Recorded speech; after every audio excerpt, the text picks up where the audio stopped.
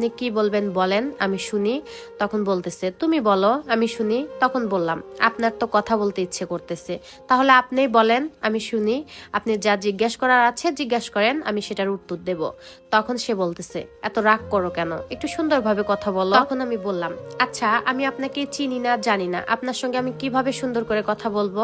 তখন সে আমাকে বলতেছে চেনো না, চিনে নেবে, 2-1 দিন আমার সঙ্গে কথা বলো, তারপর দেখবে তুমি আমার অনেক পরিচিত। তখন আমি বললাম আচ্ছা ঠিক আছে, কালকে কথা হবে, আজকে আমার ঘুম ধরেছে, ঘুমাবো, সকাল আবার স্কুল যেতে হবে।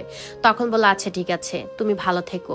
তখন আমি ফোনটা রেখে আবার ঘুমিয়ে পড়লাম। এর পরের দিন স্কুলে গিয়ে আমার বান্ধবীদের সঙ্গে সবকিছু শেয়ার করলাম, তারাও শুনে অনেক খুশি হলো, বলতেছে আচ্ছা ঠিক আছে তুই কথা বলতে থাক, দেখ কি হয়। রাত্রে আবারও মেসেজ দিল, তার সঙ্গে অনেকক্ষণ কথা বললাম, কথা বলে অনেক ভালো লাগলো। এরপর থেকে ওর সঙ্গে আমার প্রতিদিন কথা হতো, ওর সঙ্গে কথা না বললে একটুও থাকতে পারতাম না। একদিন হঠাৎ করে ও আমাকে প্রপোজ করলো, আমি সঙ্গে সঙ্গে হ্যাঁ বলে দিলাম, কারণ ওকে আমার খুব ভালো লেগেছে। আর জীবনে প্রথম প্রেম বলে কথা, এর আগে কেউ আমাকে প্রপোজ করেনি। ওর সঙ্গে আমার ফার্স্ট টাইম এত কথাও হয়েছে। ওকে আমি মনে মনে অনেক পছন্দ করতাম, কিন্তু কখনো বলার সাহস পেতাম না। ও যেহেতু বলেছে তাই হ্যাঁ বলে দিয়েছি। এইভাবে কিছুদিন পার হয়ে গেল। মাঝে মাঝে ওর সঙ্গে আমার ভিডিও কলেও কথা হতো, আমি ক্যামেরা অফ করে রাখতাম, কিন্তু ওকে আমার খুবই ভালো লাগতো। ওর চোখগুলো এত মায়াবী ছিল, ওর চোখ দেখে আমি ওর প্রেমে পড়ে গেছি। যাই হোক, দেখতে দেখতে 2টা বছর পার হয়ে গেল। আমি এখন ক্লাস 9-এ পড়ি। ওর সঙ্গে আমার সম্পর্কটা আরো অনেক গভীর হয়েছে। ওর সঙ্গে একদিন কথা না বলে আমি থাকতে পারতাম না। রোজ রাতে ওর সঙ্গে আমার কথাও হতো।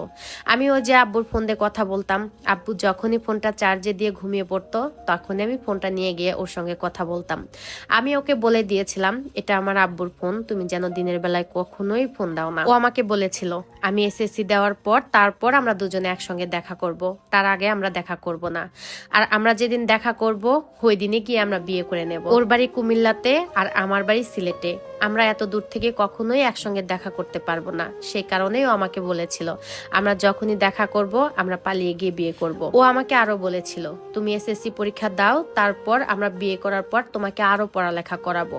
আমি ওকে পাগলের মতো ভালোবাসতাম, ও আমাকে পাগলের মতো ভালোবাসতো। আমরা একে অপরের সাথে কথা না বলে একদমই থাকতে পারতাম না। যাই হোক, একদিন হঠাৎ করে ও আমাকে বলতেছে চল আমরা দেখা করি।